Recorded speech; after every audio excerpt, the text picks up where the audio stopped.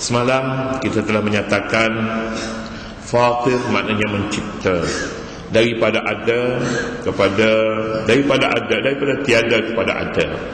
Dia mengadakan, dia mencipta. Sebahagian ulama menambahkan sikit lagi pada makna Fatir, iaitu Fatir menciptakan ketentuan bagi setiap perkara. Ketentuan bukan hanya mencipta, tetapi juga melengkapkan dengan ketentuan, dengan keistimewaan masing-masing.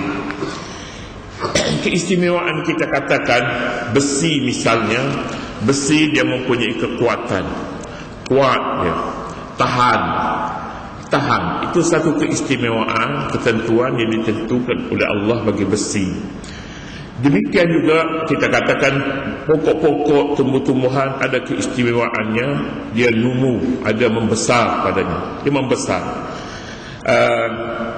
Apalagi kita sebutnya, kita sebut sajalah maknanya bumi ada keistimewaan, ada ketentuan baginya. Air ada ketentuan baginya. Ketentuan masing-masing ini berbeza antara satu dengan lain. Kemudian antara satu dengan lain boleh melengkapkan. Besi boleh dibuat rumah, boleh dibuat bangunan. Dia boleh memantapkan bangunan dengan adanya besi, boleh menahannya dari berlaku keruntuhan. Tapi dia masing-masing memainkan peranan padanya. Besinya, batunya dan airnya, masing-masing ketentuan dapat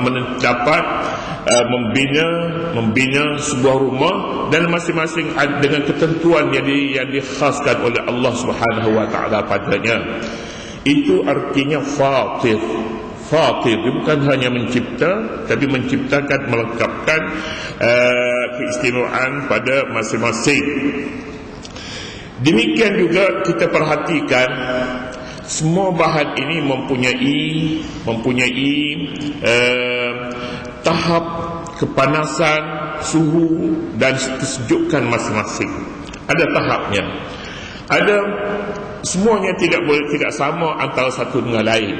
Kalau semuanya sama, kita akan dapat lihat misalnya tahap kesejukan dan kepanasan yang sama, ataupun kita akan dapati semua perkara yang ada dalam alam ini akan menjadi beku semuanya. Akan menjadi beku, ataupun semuanya ini menjadi cair, ataupun semuanya akan menjadi gas. Sebab suhu kepanasan, tahap kepanasan yang diterima oleh masing-masing itu sama. Tetapi Allah Subhanahu wa taala jadikannya tidak sama. Ada benda-benda yang beku, ada yang cair, ada yang jadi gas, ada yang masih belum sampai tahap kepanasannya itu ke tahap lebur, hancur. Masing-masing ada keistimewaan, khasais yang kita sebutkan. Barangkali keistimewaan ini boleh dipelajari dalam ilmu, barangkali dalam ilmu fizik lah kita katanya, saya rasa lah begitu, boleh dipelajari. Ilmu-ilmu ini sebenarnya sangat-sangat penting apabila kita cuba memahami Al-Quranul Karim dan mentadabburnya. Al-Quranul Karim tidak boleh dipisah daripada kebenaran. Ilmu kita anggap apabila menjadi satu kebenaran, satu hakikat, maka Al-Quranul Karim akan berganding sama dengan kebenaran biarpun di mana-mana sekalipun. Tetapi kita menghadapi kekurangan di dalam perkara ini. Sains yang dipelajari terpisah daripada Al-Quranul Karim. Kita tak kena nak letak di mana harusnya diletakkan ilmu itu. Demikian juga ilmu matematiknya, ilmu kimianya, semuanya ini sangat berguna apabila digabungkan pada tempat-tempat yang tertentu. Malah dia merupakan suatu tafsiran waqi'i, tafsiran yang pasti, tafsiran yang nyata pada sesuatu kejadian yang berlaku menurut Al-Quran. Dan inilah yang diungkapkan oleh setengah orang, membumikan Al-Quran. Maknanya membumikan Al-Quran, meletakkan Al-Quran itu pada suatu tahap yang benar-benar berlaku dan dapat disaksikan oleh manusia. Jadi oleh demikian pengajian Al-Quranul Karim sebenarnya jika diberi pendekatan ini, maka perlu sebenarnya tafsir Al-Quran itu berada di sekolah-sekolah. Tidak perlu dipisahkan di antara ini sekolah agama, ini sekolah sains, ini sekolah. Tidak perlu begitu. Apabila manusia ini menerima pengajian yang terpisah, maka dia akan memisahkan ilmu yang dipelajarinya itu kepada satu tahap yang berbahaya. Bukankah sains itu satu ilmu yang benar? Jika ilmu yang benar, di mana salahnya Al-Quranul Karim apabila kita gabungkan pengajian itu?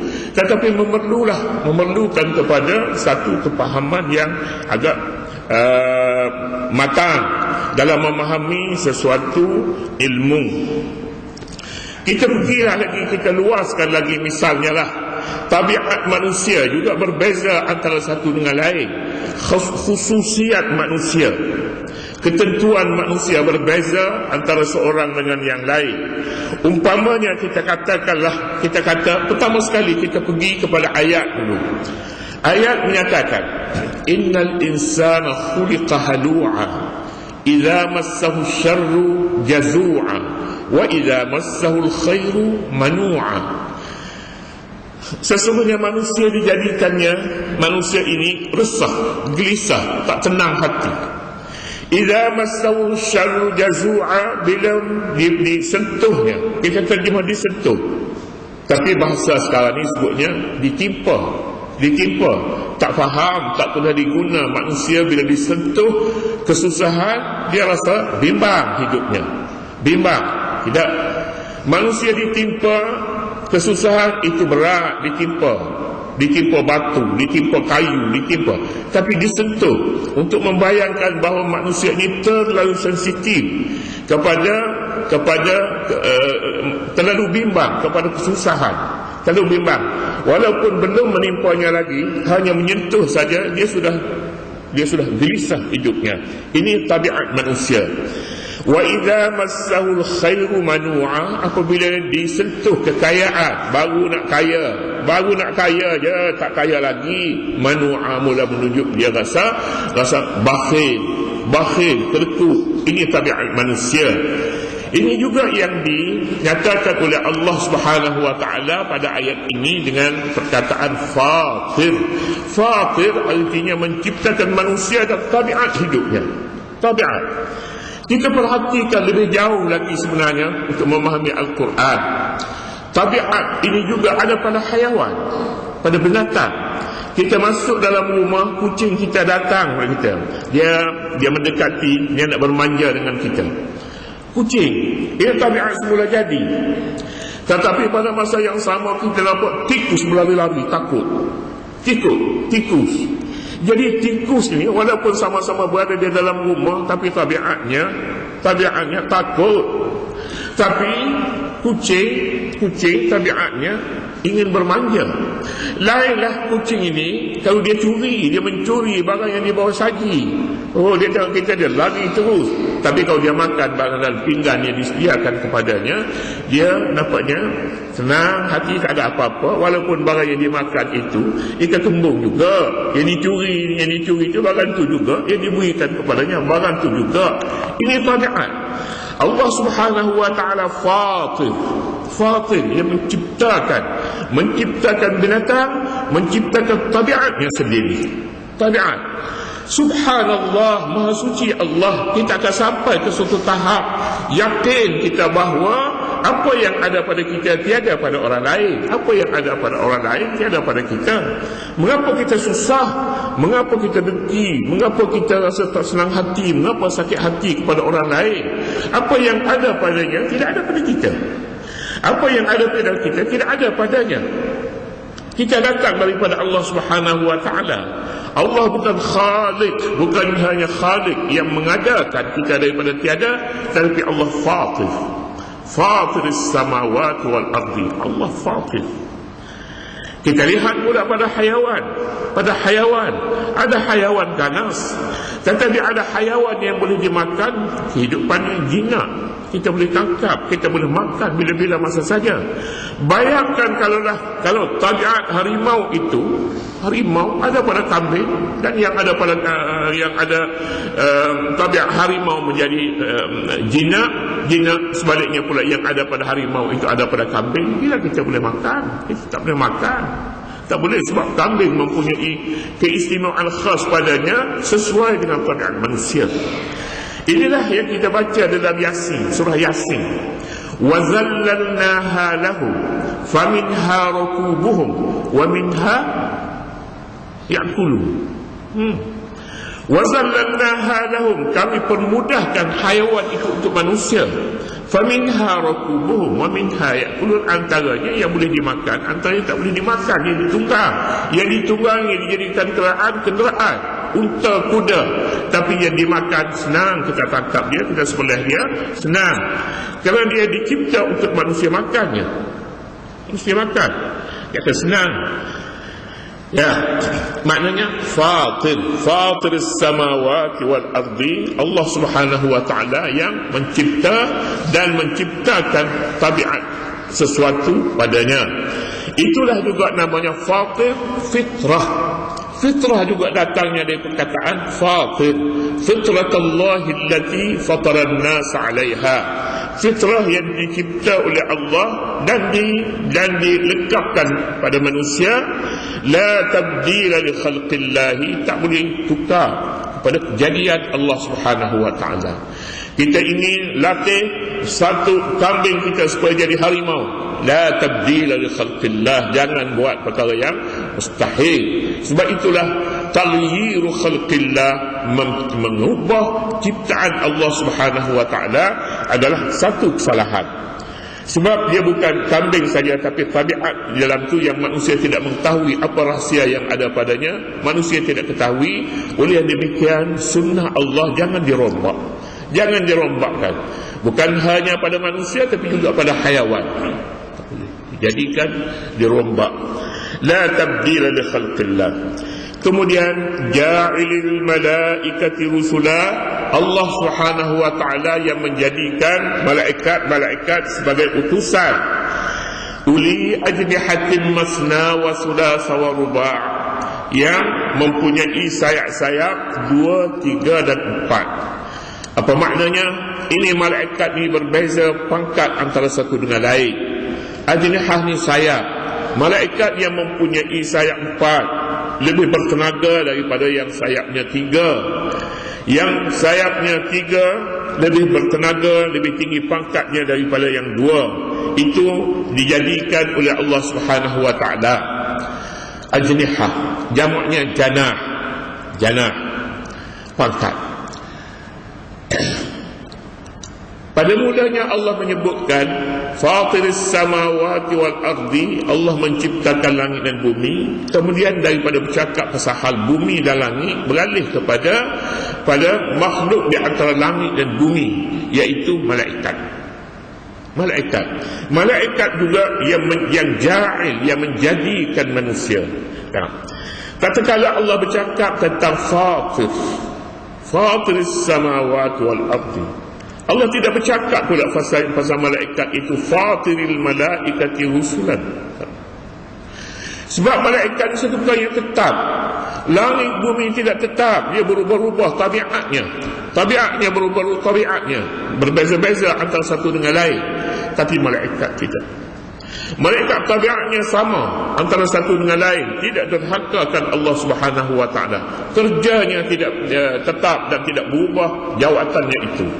Jawatan Malikul Maut tetap Malikul Maut sejak dulu, siapa bila-bila Malikul Maut dia. Israfil tetap Israfil, yang ditugas untuk menurunkan hujan, membagikan rezeki, menentukan qada dan sebagainya. Ini jawatannya tetap. Tabiat masing-masing malaikat tidak berubah. Tetapi penduduk di langit dan di bumi ini fatiris samawati wal ardi, dan langit dan bumi juga fatir samawati wal ardi. Fatir yazidu fil khalqi ma yasha. Allah Subhanahu wa taala yazidu, menambahkan pada kejadiannya ma yasha, apa yang dikehendakinya. Para malaikat ada yang 2 sayap, 3 sayap, 4 sayap. Allah boleh tambah lagi hingga kepada 8 sayap, 8, 10 hingga lebih tinggi lagi jika dia kehendaki. Dia tambahkan. Sama ayat ini dalam konteks malaikat. Sebahagian ulama menyatakan yazidu fil khalqi ma yasha. Allah menambahkan pada makhluk manusia ini apa yang dikehendakinya. Ini kehendaki.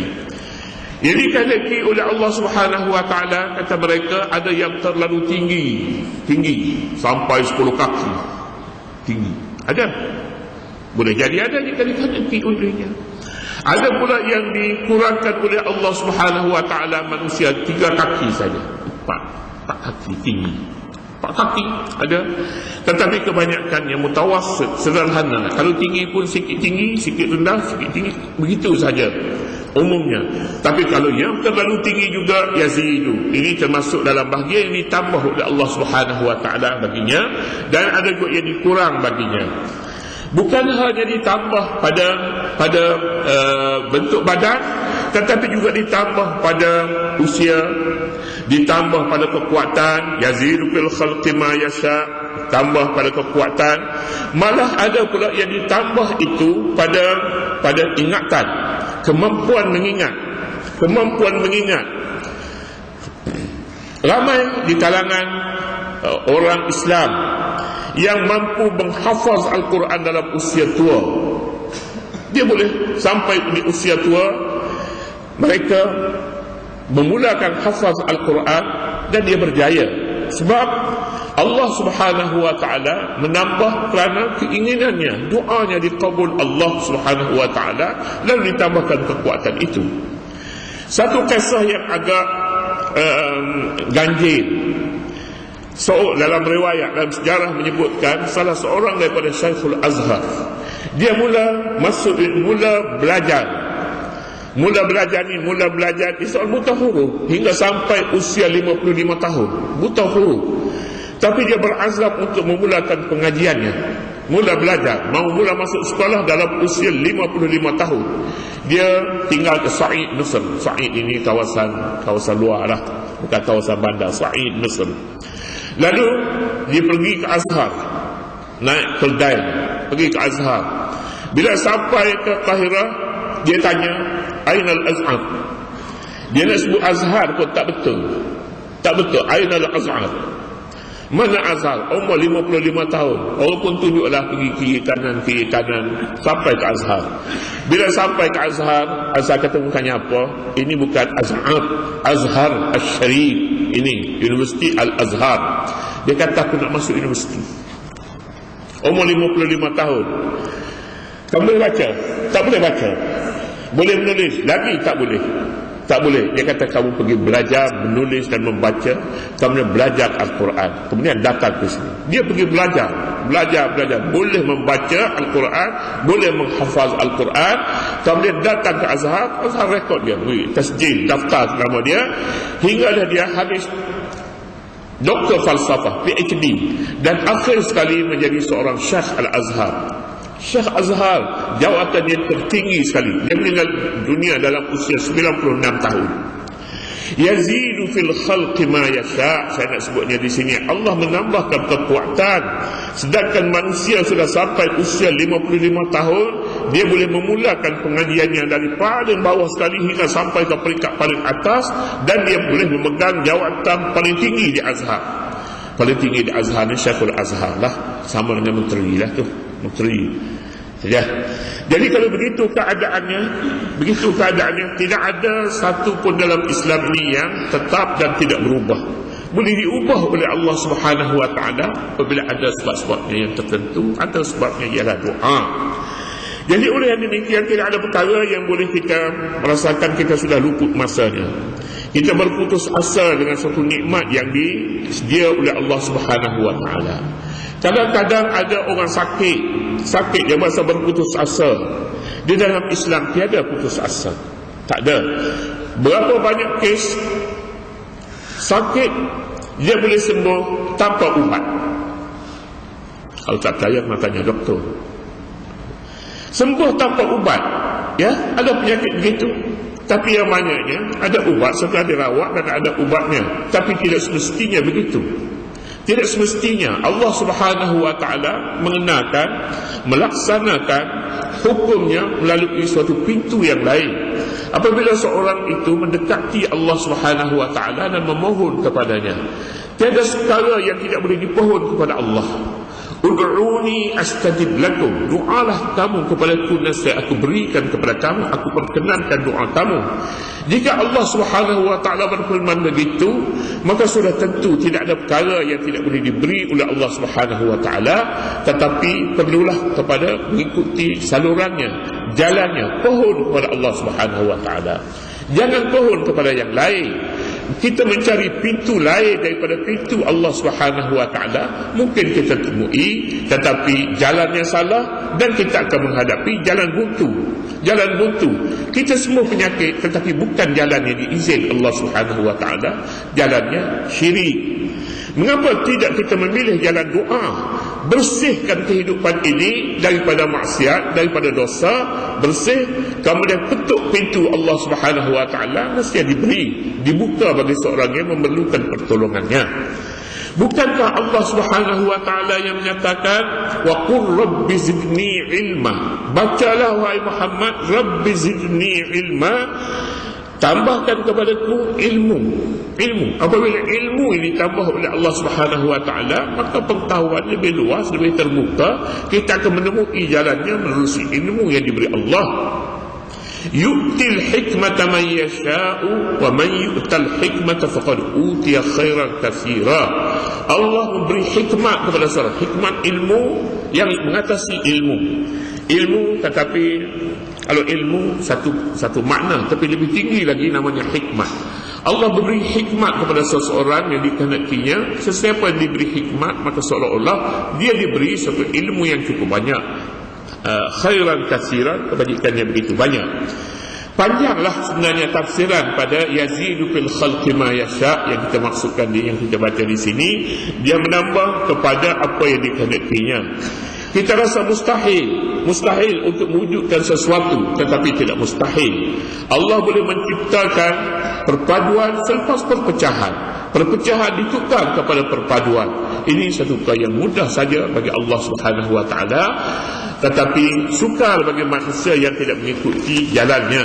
Jalannya ialah Allah Subhanahu wa ta'ala menyatakan, Anal muhsin, aku orang yang boleh memberi ihsan, boleh memberi kebaikan, da' asyirka, tinggalkan syirik kepada Allah, wa tasya'um, dan rasa tasya'um, rasa majal, siap, tinggalkan perkara ini, tinggalkan putus asa, mohon kepada Allah, akan diberi kepada seseorang itu jika benar permohonan daripadanya. Siapa menyangka orang yang umurnya 55 tahun memulakan pengajiannya dari peringkat bawah boleh sampai kepada peringkat yang paling tinggi sekali dalam sebuah universiti yang terkenal di dunia? Siapa boleh menyangka? Ini adalah janji Allah, yazidu fil khalqi ma yasha, akan tambah pada makhluknya apa yang dikehendaki olehnya. Jadi kalau perkara yang seumpama itu boleh dilakukan, maka banyak lagi perkara lain yang pada hari ini, pada waktu ini kita rasakan berputus asa. Putus asa disebabkan usia yang sudah tua, disebabkan penyakit dan sebagainya.